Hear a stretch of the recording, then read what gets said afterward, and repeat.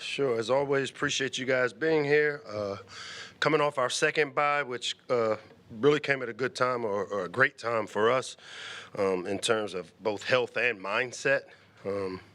Had quite a few injuries we dealt with going into UCLA and also during the game and during the week, and very hopeful that we're able to get some of those guys back this week. It's also allowed us to kind of hit the reset button. The last bye week, we worked on the individual prescriptions. This bye week, we worked on our unit prescriptions as to things we as a unit need to improve upon and get corrected. It allowed us to really turn our focus onto those individual things as a unit, but also allowed us to focus and see what we're doing well and what we need to improve upon, which bye weeks tend to allow you to do. I feel really confident coming out of the bye week that the things that showed up for us, as I've said before, this young team, when we emphasize something, we usually see the fruits of it. The one area that we continue to want to work towards is being able to win in the fourth quarter, and I think I know that we've continued to do the necessary things that will give us a chance. Indiana, obviously, a lot of respect for their program. Coach Signetti, I've known a long time. He comes from the pedigree. His dad, a Hall of Fame college football coach, who I had the chance to compete against as a student athlete at Towson State when he was the head coach at IUP, and always had great teams. And as a brother Kurt that's also a coach, so he's part of the family business and has really done a good job of not just at Indiana, but if you look at his track record everywhere he's been, he's won. And you got to give credit to a guy that does it, and he's built it the right way. Got a lot of respect for him. Extremely good in all three phases. When you look at Indiana's roster, I think they got 22 juniors or redshirt seniors or higher in their program, and they're too deep. And so a veteran group with a lot of those guys are guys that have been with him throughout his time at James Madison, that traveled with him to Indiana, which has allowed him to really get a jump start with a veteran team that knows his system, and he has taken full advantage of that opportunity. The quarterback is as advertised. He's one of those guys that throws it very accurately. He's efficient. As he goes, they go. Obviously, the rushing attack, they got a guy we're very familiar with, Roman Hemby, I think is leading them in rushing. They got two 500-yard rushers. They got a 300-yard rusher behind them. You look at the receiving corps, veteran receivers, Surratt, a guy from right down the road. Went to St. Francis, transferred up to JMU, and then goes with his coach to Indiana and is having a big year along with Cooper. So really have done a good job on the offensive side. But I think defensively is where they really jump out, because they've got a veteran group there, and it seems like number 4 is all over the tape. The Fisher kid, the linebacker, really talented player. On the back end, number 5 is a really talented player. And then, obviously they have the Kamara kid as a pass rusher that has been, I think all 3 of those guys were first team all Big Ten a year ago. So really talented across the board. We'll be a well-coached team, but what a great opportunity it is for us to host a top 2 team here in the Shell for homecoming. Ideal situation for us, and I know our players are looking forward to it, especially knowing that we probably will have a pretty good crowd in terms of people that are coming back to campus for homecoming. Our game captains into this game will be Octavian Smith, Jalen Husky, and Daniel Owens. And with that, I will open it up to whatever questions you guys have. Hey, Michael, on the injury front, where do things stand with Zaire and Daniel? They both are given they're given the effort to get back. They both were active and participated in practice yesterday. We're evaluating them this week to see, and hopefully they will be available. How much kind of stock do you put in like a shock the world mentality? Is that even necessary given the quality of the opponent? No, we as we said earlier, and this is no disrespect to Indiana, but our opponent, much like what they do, is the biggest opponent we're going to face is ourselves. And I think when you look at the way the last 3 games have gone, it's been a lot more us than it has been the opponent. And those are the things that, that's why I feel pretty good about going into it, because these are things that can be corrected, that we need to get corrected, and we'll get it corrected this week. Hey, Coach. After the UCLA game, you mentioned finding the what's, what the team needs to do to improve. During the bye, what did you find that you need to do better as a coach in this final stretch? Well, one is the chess match of health.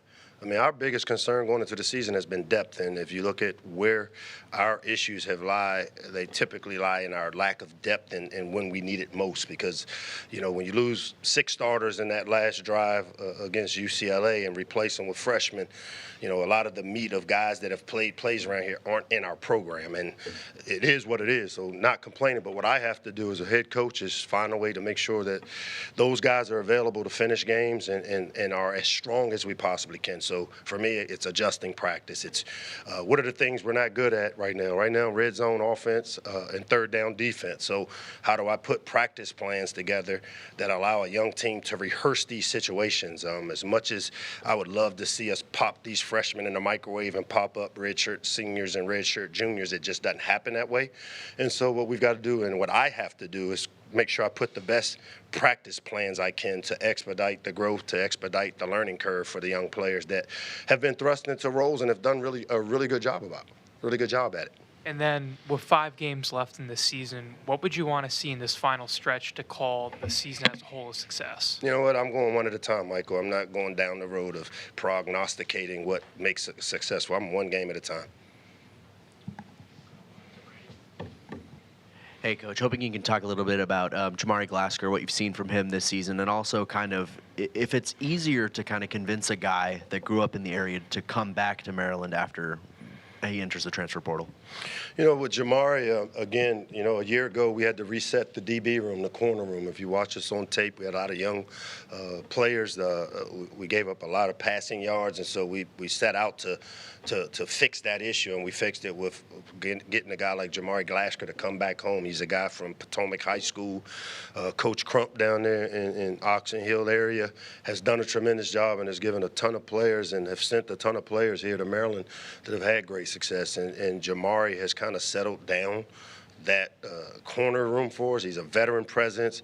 If you look at statistically what we've been able to do in the passing game, a lot of it can be attributed to our ability to play man-to-man coverage, and that's what he excels at. The thing I've been a little more pleasantly surprised is the physicality that he'll play with. He's one of those corners. Typically, you say, let's block safeties and let the corner make tackles, and he's been really a high-end tackler for us and brings a physicality to the position as well as some size and length. Mike, their pass rush, 29 sacks, leads the Big Ten, and it's not just one guy. It's a slew of different characters. What is it about that pass rush that makes it such a challenge? Yeah, they're really slippery. Meaning they've got some guys that do a great job of shedding and getting off of blocks, the movement that they create. They also create some issues with you in that they show all-out pressure, but typically they're bringing 4. Which we call it change coverage. So it gives the illusion of here comes a bunch of people, and then they drop a bunch of people out, and then they bring an illusion of a bunch of people, and they bring a bunch of people. So they create confusion in the protections, the points, who's coming, who's not, and that's what's created some of the disruptiveness that they've created in the passing game. Now, individually, the Kamar kid is by far one of the best pass rushers. He kind of reminds me of a Yannick Ngakoue type guy, first step quickness, speed to power pass rusher that, we've done a good job thus far of keeping our quarterback, a freshman quarterback, from getting the yips of looking at the rush because we've kind of made sure we blocked people up. Best thing we can do to help with those type of guys and that type of thing is just be able to run the ball and control the line of scrimmage in the run game. And you mentioned the running game. Is it there are 3 backs? Is it 3 different flavors, or is it 3 fairly similar guys? I mean, they're different. I mean, Roman is, you can tell they're every down back. They throw it to him. He's hit a few home runs. He and the kid Black both are complementary of each other. If you look at most people on offense, they have 2 guys, 3 guys that they rotate in, much like us. Both those guys are redshirt seniors that have had a lot of football in front of them, have big toolboxes and protection and experience, and it shows up because in critical situations you see those guys being very familiar with being able to make plays when they need them. And there's no doubt, both those two backs are a little different. One's a little more heavy-handed as a runner. Roman, as we know, is a home run hitter. That if you give him a crease, it will and can go. And so we got to do a great job of gap soundness, contain, and tackling. Hey, Coach. What's up? You talked about the pass rush for Indiana. On the flip side of it, for Maryland's offensive line, only 3 sacks allowed this season so far. So what do you think has kind of gone right for this unit? And then kind of through with 5 games, where do you kind of see the area of growth to close out? I'll say one, I think we've been very intentional because, one of the things I've learned over the 37 years I've been doing this is that if you got a really talented freshman quarterback, the worst thing you can do is have him get beat up as a freshman. They tend to not lose those. And so what Pep, Howell, and Robo have been able to do in terms of giving confidence to the young quarterback to where he knows that he's been protected and he has the ability to get through some progressions and has given us a chance. The area that's been the toughest has been obviously being able to be efficient at running the ball, especially when we need to run the football. The thing that jumped out to me when I study us on offense is our P and 10, our 1st and 10 efficiency. You want to get 4 or more, and we haven't. We've been in 2nd and 10 quite a bit, and when that happens, those downs are advantageous to the defense, and those are the ones that, as you have veteran players, they learn to overcome those 2nd and 10s, and that's kind of what we've worked on. Hey, Coach, wanted to ask you a little bit about DeJuan Williams. Seems like he's kind of taken over the backfield, leading receiver against UCLA. Just what do you feel like he's worked on, to improve and get to this point? It's just time with DeJuan. I mean, he's a guy that came off an ACL, a really talented player out of high school. Usually takes about 1.5 years to get through the ACL. He is what we thought he would be. Both he and Nolan. Both he and Nolan complement each other really well. DeJuan's a little more heavy-handed, every down guy. Both do a great job in protection on 3rd down, and both are very capable as receivers. We've tried to focus. Juan is one of those guys that has a really good receiving skill set, creates some matchups, tight ends and running backs against linebackers. He's a guy we think can win, and so we've emphasized trying to get the ball to guys like Juan in space to take advantage of some opportunities. What do you think is kind of the key to get him going on the ground? You mentioned early in those 1st and 10s wanting to get at least 4. What do you think is kind of the key? Balance, being able to efficiently see, read it through, cover people up, be better on the C area, blocks where a lot of the penetration has happened, get that cleaned up, which we worked on. Hi, Coach. You mentioned Jalen Husky is a captain for you this week. 2 weeks ago against UCLA, he got called for targeting in the second half. Is he available for the first half? And if not, how are you going to be able to get him acclimated to play only in the second half?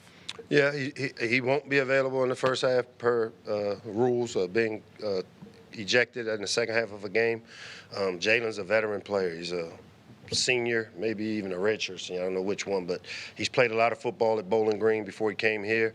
Acclimating a veteran player is a little easier than acclimating a true freshman or a guy that hasn't had a lot of game experience. I think for him, it's a matter of keeping him warmed up on the sideline, him staying really mentally active with helping coach some of the younger guys like the Masai DeLones that will be out there in place of him. And then once we're able to get him on the field, get him going pretty quickly. He's one of our leaders. He's a guy that we count upon to kind of be the guy in the locker room, and he's been doing just that for us. So we expect him to continue to do that. Thanks.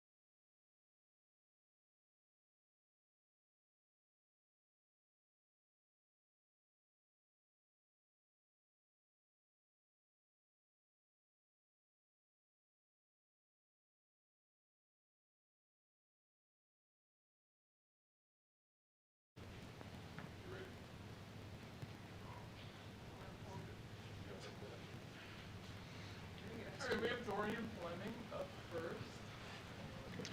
How y'all doing?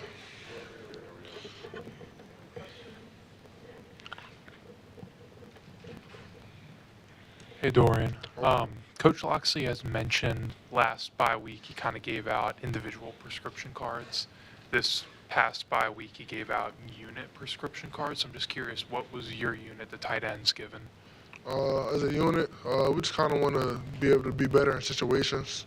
Far as third down, being able to continue to move the chains. Red zone, being able to score. So those are like some big things that we want to work on as a unit. Just doing those.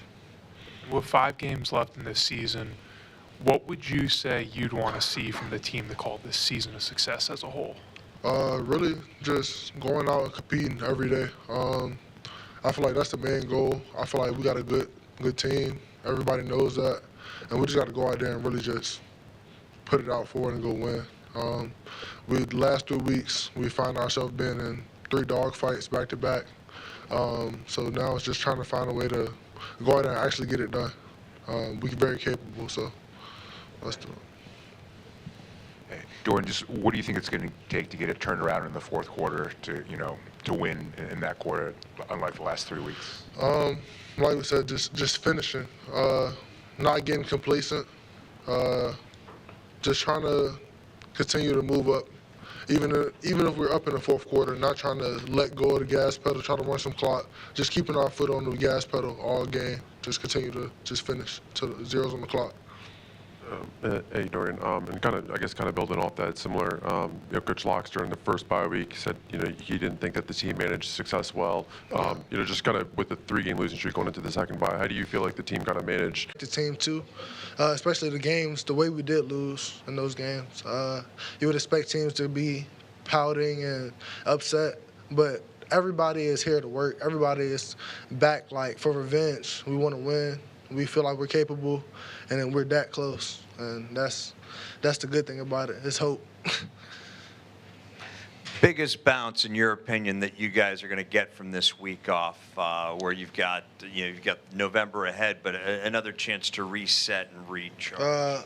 Of course, getting guys back healthy. Being ready and prepared, taking a little damage off the body. I feel like we should be good to go coming up this Saturday, loaded up with a full clip.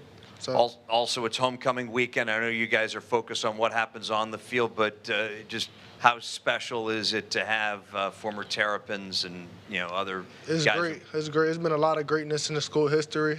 It's going to be good to see a lot of guys come back, come support. I feel like we'll need that. So I feel like that'll give us a big boost.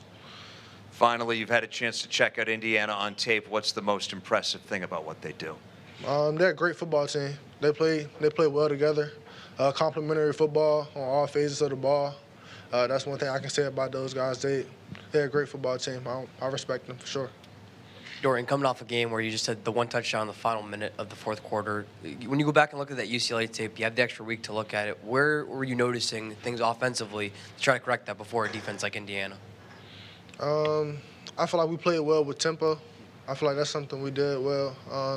Being able to push the ball in clutch moments when we really need it. I feel like that's when a lot of our stars kind of shine bright. So just in those clutch moments where we got to be big and make those big-time plays, I feel like that's when we shine the most. So.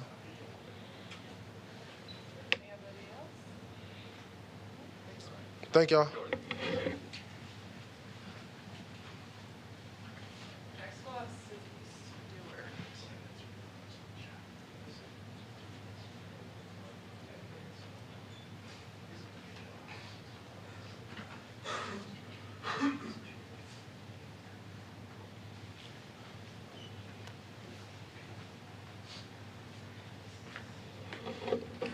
What's up, everyone? How y'all doing? Hey, Sydney, are you guys as a defense going in, assuming you're going to have Zaire and Daniel with you, and if not, just how are you going to kind of overcome the losses of such important players on that side of the ball? I think with the way our team is, we have a standard regardless of who's in the game. So obviously those are key vital players. I love having them on the field, love playing with them, but we're going to get the job done regardless of who's out there.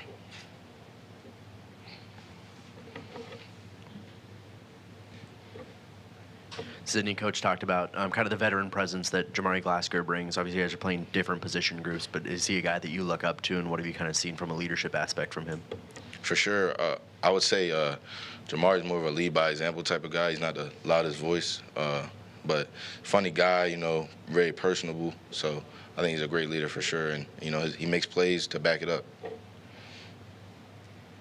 Sydney, Indiana, the way that they move the football, what are the biggest things that concern you guys heading into this Saturday?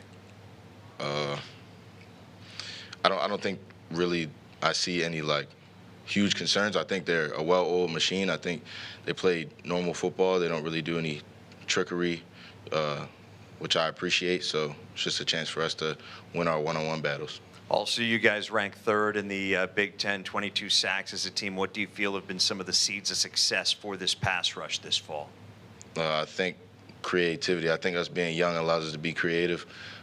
Sometimes me and Zai just try different stuff and it ends up working out. So.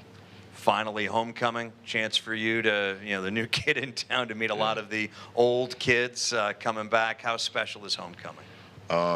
It definitely is cool. Get a chance to meet some of the old heads and stuff. So I think it'd be a great opportunity to see the people that came before me and help pave the way for the Terps. Are you going to call any of these guys Mr. something? Because that makes them feel even older. Oh, for sure. For sure. You earned that title.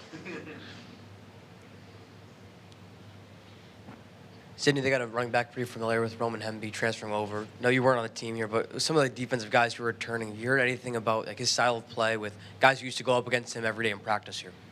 I mean, I couldn't even tell you, you know, I mean, he's a prototype running back. I mean, you know, we've placed good running backs before. The job is just to tackle him. So I really don't know his differences between the other ones we played.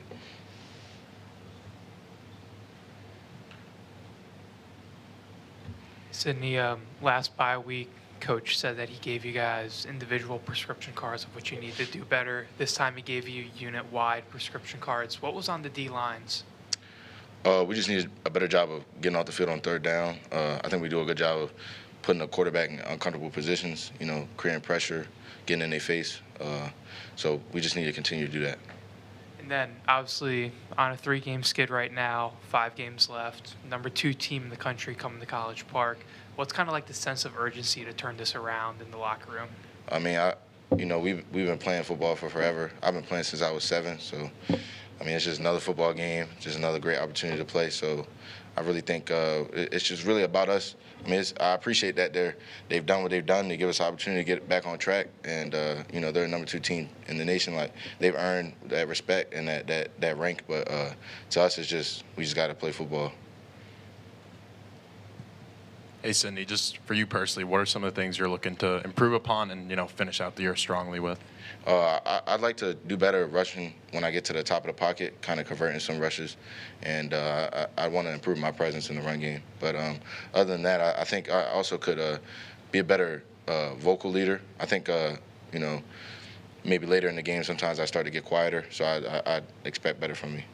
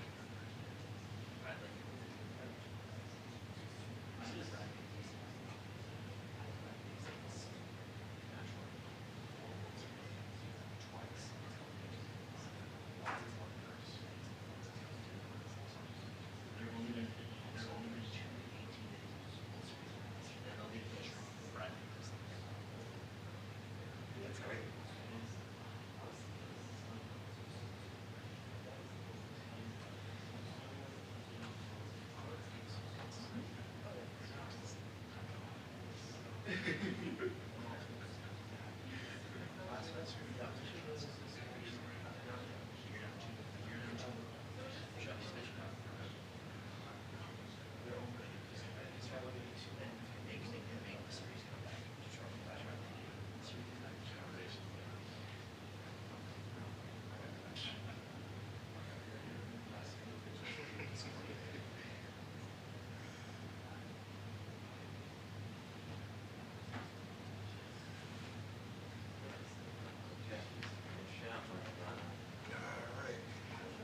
mackerel is swimming.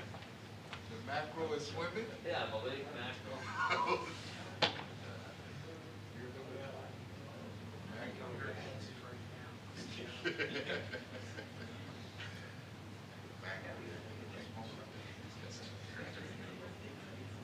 Check that.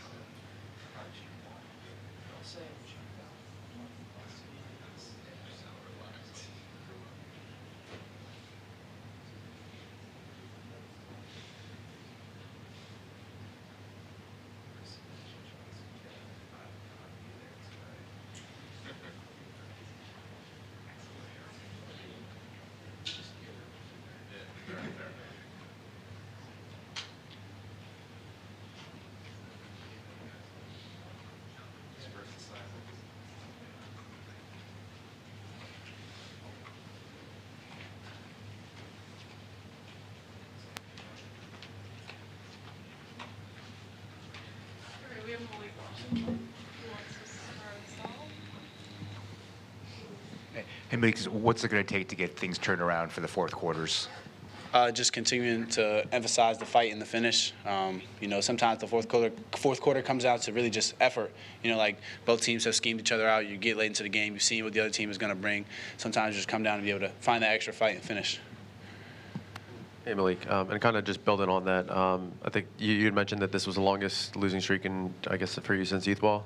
But just kind of through this bye week, Locksley had mentioned, first bye week, he didn't think you guys handled success well, and Dorian Fleming said, the maturity on this team kind of helps in this process. But how would you kind of assess, how the team is kind of, let the main thing be the main thing and not let emotion really drag into preparation?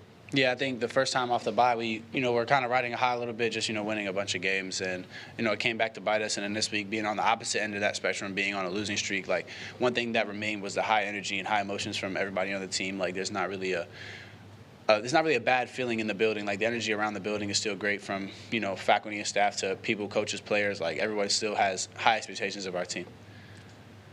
Hey, Malik, Coach said earlier in his availability that the bye week was good for you guys to adjust your mentality as a team. How have you personally kind of reset your mind, reset your own mentality for a really big game this week? Yeah, just that toughness piece that we're going to need in the Big Ten. Late in the Big Ten, it's about toughness, especially when you get to some of these bad weather games. It's not so much about scheme. It's about, can I out-tough and out-physical my opponent? So that's what it's going to come down to at the end of the game. And you're going to have to see toughness from every single position on the field.